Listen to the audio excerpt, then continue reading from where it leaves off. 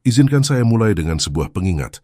Anda tidak perlu banyak bicara untuk menunjukkan siapa diri Anda, tapi Anda harus paham siapa diri Anda. Halo semuanya, kembali lagi bersama saya di Stoic Street. Hari ini saya ingin mengajak Anda menyelami 7 cara menunjukkan nilai diri. Bukan dengan teriak-teriak atau menjelaskan ke semua orang, tapi dengan diam, dengan sikap, dan dengan ketenangan ala Stoik.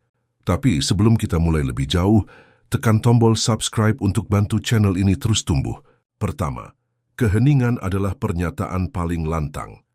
Seringkali ketika seseorang meremehkan kita, kita ingin buru-buru membalas, membela diri, menjelaskan semuanya. Tapi coba diam, tahan, lepaskan ego itu. Dalam stoikisme, keheningan bukan kelemahan. Itu adalah bentuk pengendalian diri paling kuat. Ketika Anda memilih untuk tidak bereaksi, Anda sedang mengirim pesan, saya tidak butuh validasi dari Anda. Kedua, batasi akses, tingkatkan nilai. Kita sering merasa sungkan kalau harus bilang tidak. Kita takut dianggap sombong, nggak asik, atau nggak peduli. Tapi kalau Anda selalu tersedia, selalu mengiyakan, selalu datang begitu dipanggil, lama-lama kehadiran Anda dianggap biasa, seperti nasi kotak gratis di seminar. Selalu ada tapi jarang diapresiasi. Jadi mulai sekarang, pilih siapa yang layak mendapat waktu dan energi Anda. Ketiga, tegas. Tapi tenang. Pernah nggak Anda bilang iya, tapi hati Anda teriak, tidak? Itu tanda Anda belum sepenuhnya hidup untuk diri Anda sendiri. Orang yang sadar akan nilai dirinya tahu bahwa berkata, tidak, bukan bentuk permusuhan, tapi bentuk perlindungan. Melindungi batasan, melindungi kesehatan mental, melindungi harga diri. Keempat, biarkan tindakan Anda bicara. Kita hidup di era banyak bicara, sedikit bukti. Di sosial media semua terlihat keren, sukses, dan stabil. Tapi orang stoik tahu bahwa validasi sejati datang dari hasil nyata, bukan dari kata-kata. Anda tidak perlu upload semua pencapaian Anda. Biarkan sikap, disiplin, dan keputusan-keputusan Anda sehari-hari jadi bukti nilai Anda. Talk less, do more. Atau dalam bahasa kita, diam-diam ngasih bukti. Kelima, tidak membalas bukan berarti kalah. Orang akan menguji Anda. Mengabaikan pesan Anda, membalas seenaknya, memberi Anda sinyal-sinyal ambigu.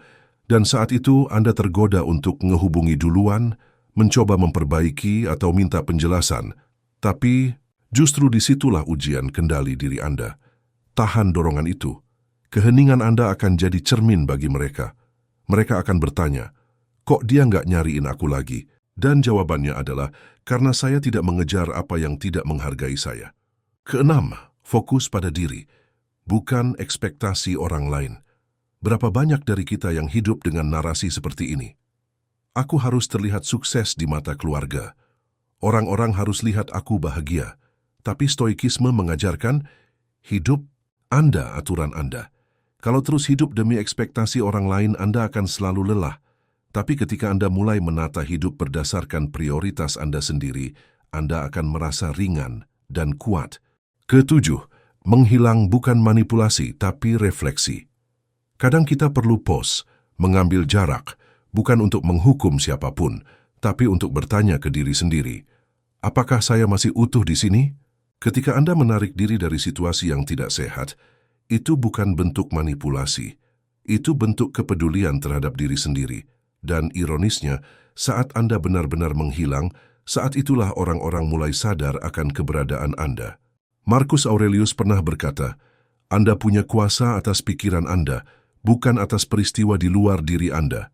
Dan dalam dunia yang bising ini, kadang diam adalah kekuatan, jarak adalah perlindungan, dan sikap tenang adalah kemenangan. Jika video ini menampar lembut kesadaran Anda, tekan tombol suka dan bagikan ke teman Anda yang butuh dengar ini.